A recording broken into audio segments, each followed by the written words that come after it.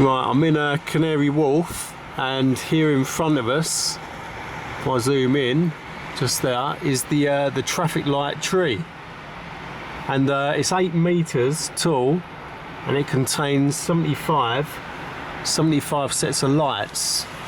And yeah, they're all traffic lights. I'll zoom in. You just see the red, amber, green. Yeah, you've got to be quite careful because it could be a little bit confusing. But this is on the right on the roundabout there.